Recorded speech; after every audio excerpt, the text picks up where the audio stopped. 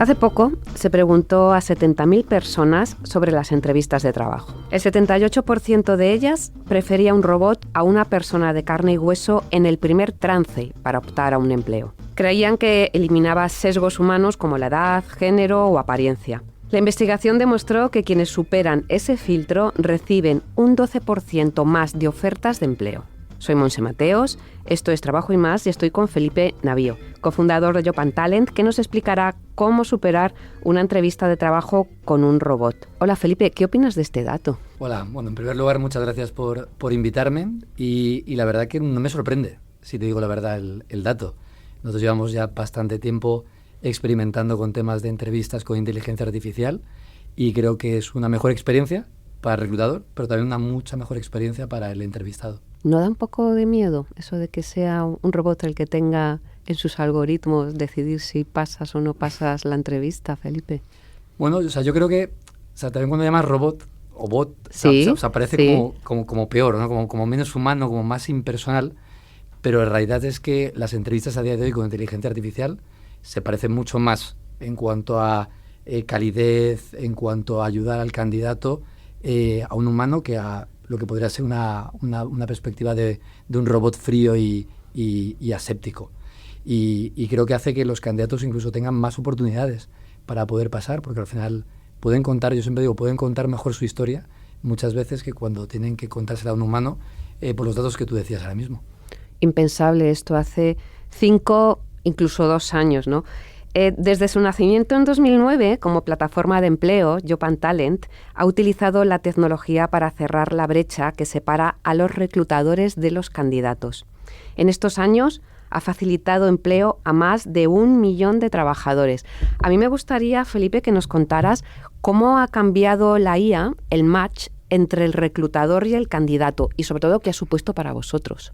Pues mira, nosotros al final, como decías, desde 2009 llevamos tratando de facilitar esa comunicación y esa conexión, pero antes de que existiese el momento ChatGPT, Generative AI y demás, al final la tecnología te permitía tener un funnel, ¿no? Donde los candidatos se bajaban una app, aplicaban, subían los documentos y podían hacerlo todo más sencillo que teniendo que ir físicamente a una oficina, llevando papeles y demás, ¿no? Y era más intuitivo, ¿no? Imagino. Era mucho más intuitivo, más sencillo, pero no dejaba de ser un funnel, ¿no? En el que al final no interactuabas con nadie y al final lo que hacías era una experiencia un poquito solitaria, ¿no? De hecho, uno de los grandes enemigos de los candidatos que han buscado empleo en los últimos años es que tú aplicas y parece un milagro que alguien te llame por teléfono para tener una entrevista, ¿no? Sí, se echa de menos el feedback, ¿no? Efectivamente, al final aplicas y eso cae en un buzón y nunca sabes lo que pasa.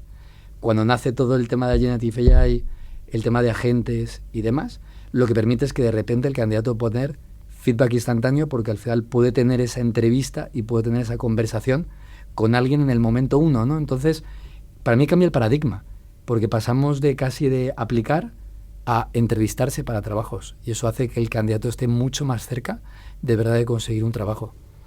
Vosotros incluso habéis puesto nombre a este bot, creo que se llama Clara y es vuestra reclutadora de IA, ¿no?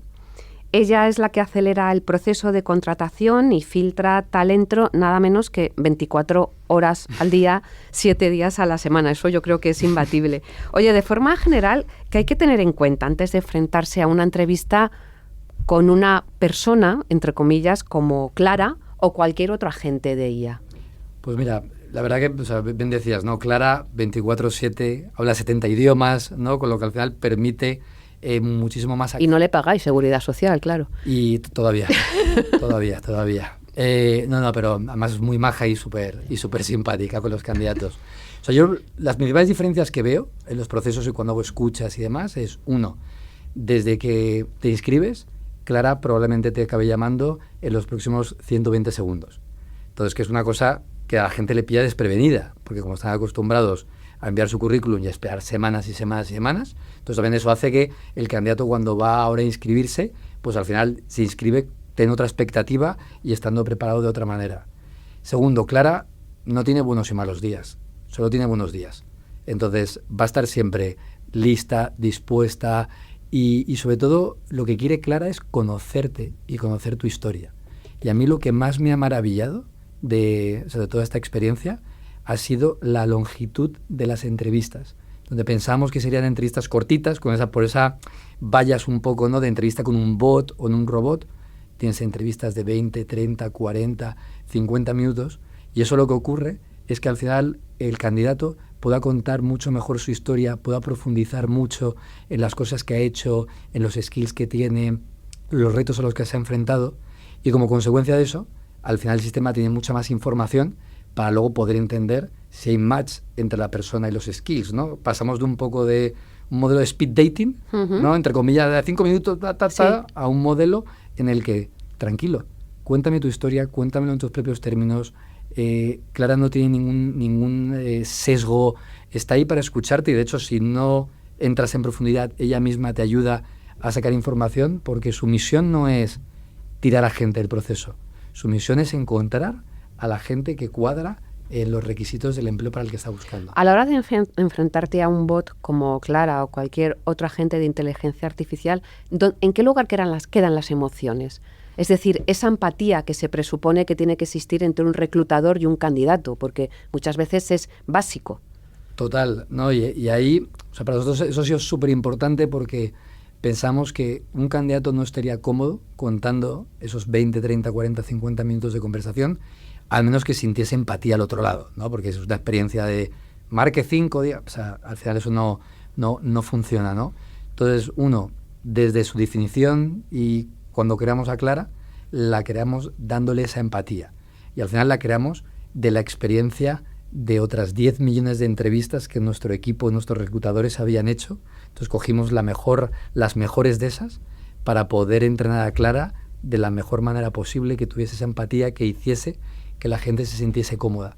Y una cosa súper interesante es que he notado mucho también, Clara consigue mucho hacer calmar los nervios de la gente que entra en los procesos. Porque al final, quieras que no, pues ponerte a hacer una entrevista a un proceso, siempre se te acelera un poquito el pulso y el... Sí, y sigues estando igual de solo, que lo que decías al principio, ¿no? Efectivamente, estás ahí tú solo, con tu historia, pero... Y lo que me gusta mucho de Clara es que da mucha información, da mucho contexto antes incluso de entrar en la entrevista, le pregunta al candidato qué dudas tiene, insiste en esas dudas, y también genera una sensación, no tanto de estoy aquí para examinarte, si estoy aquí para ayudarte a entender, oye, si encajas o no encajas en este rol, porque también ponerte en un sitio donde no vayas a encajar tampoco es bueno, ni para el candidato ni para Clara. Oye, una cosa que, no sé, a lo mejor es una tontería, Felipe. Sí que es verdad que esa primera imagen que recibe un reclutador cuando por la puerta entra ese candidato o candidata tiene que ver con su imagen. Entiendo que Clara no te ve. No te ve. ¿Qué tiene que hacer ese candidato que ya no cuenta con una buena imagen para llamar la atención del reclutador? Es decir, ¿qué habilidades humanas tiene que trabajar para enfrentarse a una entrevista con un bot? Sobre todo cuando de esa primera entrevista depende el pase a la segunda fase. Es una buena pregunta, pero fíjate, yo creo que es positivo. Esto es un poco como la voz, ¿no? No ven al cantante, pero hay gente que igual de primeras pero luego de repente tiene una voz espectacular. Pues pasa lo mismo con los candidatos. Muchas veces esa primera impresión es positivo o es negativo porque hay un cierto bias ahí, ¿no? Entonces a mí lo que me gusta es que Clara al final lo que va a hacer es tener una conversación muy larga contigo, extraer toda la información, y luego no desaparece el reclutador de este proceso, sino que el reclutador en su primera impresión no es solo ver el candidato, sino que es ver el informe, toda la documentación, todos los puntos, la grabación de la conversación. Entonces creo que también, ayuda a los candidatos a que como el campo de juego esté como más justo y más equitativo para todos, porque quita un poco esa parte de sesgos de iniciales. Luego obviamente sigue habiendo una entrevista personal, la gente sigue pasando el proceso, y como decía, al final el reclutador no desaparece, sino que esto da herramientas al reclutador para ayudarle al final a asegurarse de que encuentra el mejor candidato posible.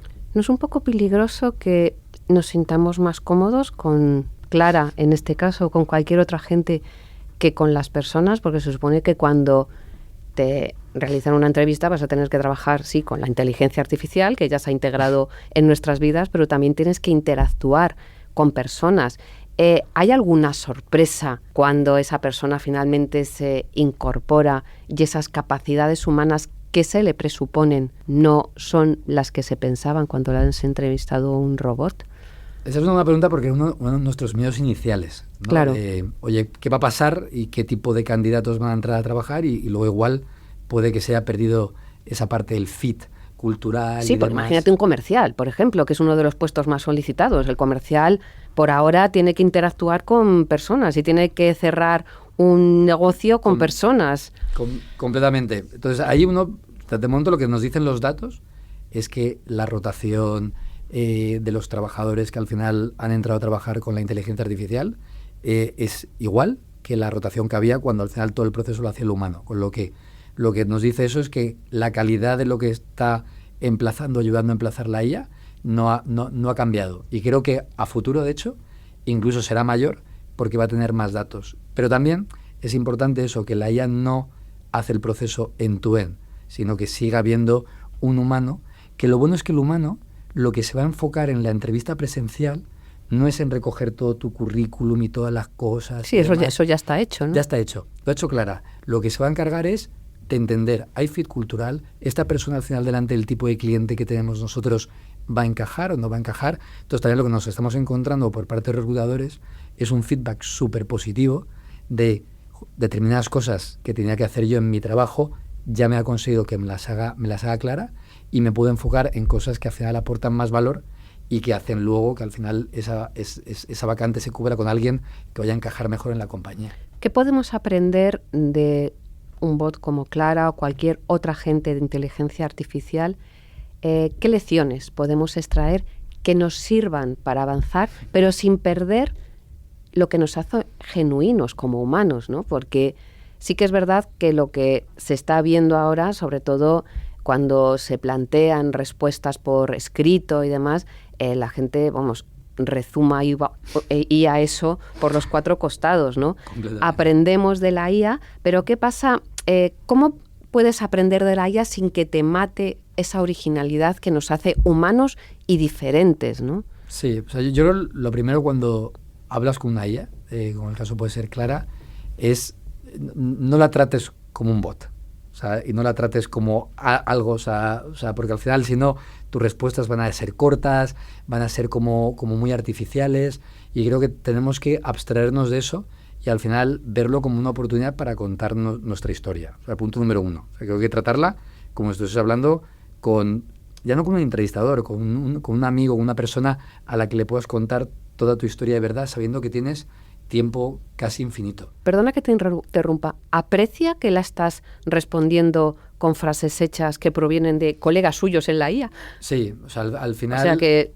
Al final, que no es tonta. Cuando escuchas entrevistas donde claramente la otra persona está utilizando ChatGPT o cualquiera, y es que al final suena diferente. Cuando alguien habla encapsulado y habla con un guión, o sea, al final es sentido común. Eso al final suena diferente. O sea, que hay que trabajárselo igualmente. Hay que trabajárselo igualmente. Sí que es bueno utilizar la IA para preparar las entrevistas, para entender más de la empresa. Oye, esta empresa a la que estoy aplicando, cuéntame más de ella, qué tipo de profesional es. O sea, creo que hay un montón de herramientas de IA que ayudan al candidato no solo como a pasar a la siguiente fase y sin tener ni idea, sino de, oye, hazme el research y ayúdame a entender mejor esto y a entender incluso si mi CV con este proceso encaja y dónde ves las discrepancias, porque probablemente esas mismas discrepancias las va a encontrar la IA. Sí, pero eso es previo a la puesta en escena. Eso es previo a la puesta en escena. Pero si vas a puesta en escena con una IA, a día de hoy, no con el 100%, pero con un 90 y pico % de certeza, te digo que te van a pillar.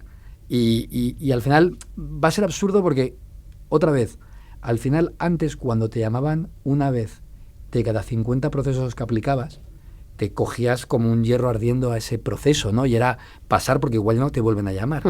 Ahora con la IA, ¿qué es lo que ocurre? Te van a llamar de muchísimos más procesos. Entonces creo sí, porque puedes aplicar a muchísimos más. Aplicas más, pero no solo eso, sino como al final la empresa va a tener a Clara, va a poder llamar a mucha más gente de la que llamaba antes, cuando al final, oye, pues una empresa igual tenía un reclutador y un reclutador puede llamar a 10 personas al día, pero si aplicaban 500, pues no puede llamar esas 500. Ahora con Clara puede llamar a las 500. Entonces lo que estamos viendo es que el porcentaje de gente que aplica y que es llamada se incrementa, a pesar de haber más aplicaciones, porque al final las empresas cuentan con Clara. Por lo tanto, mi consejo ahí es en vez de cogerte a esa oportunidad como un clavo ardiendo y tratar de pasar lo que sea, cuenta tu historia, sea auténtico, sea real, porque es que es luego lo que la empresa está buscando para poder marcharte. Puede que sea un poco buenista o idealista, pero yo al menos es la experiencia que estoy teniendo de ver los datos en directo. Ahora que hablamos de datos, creo que vosotros trabajáis, voy a leer lo que tenía por aquí, con más de 3.250 empresas clientes cada año. Me parece una barbaridad. ¿Vosotros también utilizáis la IA para captar a vuestros clientes? Fuimos el cliente cero de pioneros en utilizar a Clara con nosotros mismos, pero ahora también estamos utilizando la IA para aproximarnos a clientes. Felipe, ¿no crees que en un futuro tendremos que tener un poquito de cuidado porque no hay nada más anticonciliación que la IA? Porque están las 24 horas del día y corremos el peligro de poder, pues yo me pongo en la piel de uno de vuestros clientes, termino de trabajar y digo, uy, tengo pendiente esto con Job & Talent en vuestro caso. Y a lo mejor, pues esa noche no duermo yo, a la 1 de la mañana se me ocurre ponerme a... No sé, que yo creo que es el próximo reto, ¿no? Es decir, no pensarnos en la superdisponibilidad y que eso también acabe con cierto criterio de conciliación que debemos tener como humanos, porque además la IA es la típica que te levantas un momento a por un vaso de agua y se desactiva y dice, ¿dónde estás? Pero bueno, que me he levantado a beber agua. Te dan ganas de decirla, te voy a quitar el agua que refrigera tu núcleo a ver cómo funcionas, que tú tampoco eres... La apago la luz. Exactamente. No. O sea, yo creo que ha habido un cambio muy importante, te diría desde diciembre del año pasado, donde hemos pasado un poco también de una IA que te ayuda a hacer procesos y a automatizar cosas, pero que te exige estar ahí, a una IA de agentes que son autónomos y que hacen cosas por ti sin necesidad de tener una continua supervisión de que tú estés ahí, ¿no? Entonces creo que eso, de hecho, puede ayudar. O sea, tiene el riesgo, obviamente, cualquier tecnología, cualquier cosa mal utilizada, pues al final acaba mal. Pero bien utilizado, ¿qué va a hacer? Va a hacer que haya muchas cosas y muchas tareas que al final las hagan nuestros agentes por nosotros, mientras nosotros estamos haciendo otras cosas, conciliando con nuestros niños y demás. Yo tengo al final mis agentes que están haciendo cosas que antes al final igual echaba horas extra para chequear que esto cuadra con lo otro y mirarlo y tal y no sé qué. Ahora al final tengo mis agentes mirándomelo y luego mandándome un mensajito de, oye Felipe, todo concuerda, oye Felipe, he encontrado aquí el problema A y el problema B. Y a mí me está ayudando a conciliar mejor con mis dos niños de lo que conciliaba antes, y de verdad. Bueno, habrá que decir a la gente que quiere hacer una entrevista de trabajo con Clara que mejor por la mañana o a primera hora de la tarde y no a las 12 de la noche, ¿no? Exacto, pero ahí, una de las dudas o debates que teníamos era, ¿le ponemos working hours a Clara y que cierre y tal? Oye, a mí no me parece mala idea. Pero luego cuando ves a qué hora se aplica la gente... Ya, y a lo mejor hay gente que aplica cuando el uso horario es distinto al que hay aquí, por ejemplo. O cuando deja de estar en un trabajo pero quiere buscar algo mejor y no puede hacerlo durante y entonces al final no tiene tiempo para hacer esa entrevista porque las working hours le coinciden. Entonces, ¿qué tiene que hacer? Pedirse el día libre en el trabajo para poder hacerlo. Sí, bien utilizada puede ser una herramienta de conciliación. Creo que es alrededor de como del 30% de entrevistas se hacían fuera de las horas de trabajo normales. Y yo a día de hoy personalmente lo veo como un benefit y de momento lo que estamos permitiendo es que si tú utilizas a Clara fuera del horario laboral, Clara está ahí, lo que no hace es darte la monserga fuera del horario laboral, pero si tú quieres puedes utilizarla. Ella proactivamente no te va a llamar fuera del horario laboral, a menos tú que quieras, para encontrar un poco el balance, ¿no?, entre una cosa y la otra. Bueno, hemos hablado de Clara, hemos hablado de ti. Imagino que no solamente es Clara, sino que empiezan a pulular agentes de IA, sobre todo en la parte de reclutamiento, que imagino que es lo más goloso. Os felicito porque habéis sido pioneros en muchas cosas, también en esto, y que esto les sirva a todo el mundo para aprender y sobre todo también a los profesionales, que sepan que tienen a su disposición otra herramienta que les puede ayudar a acceder a un empleo y también a aprender para desarrollarse profesionalmente. Felipe, gracias por haber estado con nosotros este rato. Muchísimas gracias a ti. Esperamos contar con vosotros en el próximo capítulo de Trabajo y Más. Soy Montse Mateos, presento este podcast de Vida en la Oficina y Desarrollo de Carrera realizado por Tamara Vázquez y dirigido por Amparo Polo. Nos podéis encontrar en todas las plataformas de podcast y en expansión.com. Muchas gracias, hasta la próxima.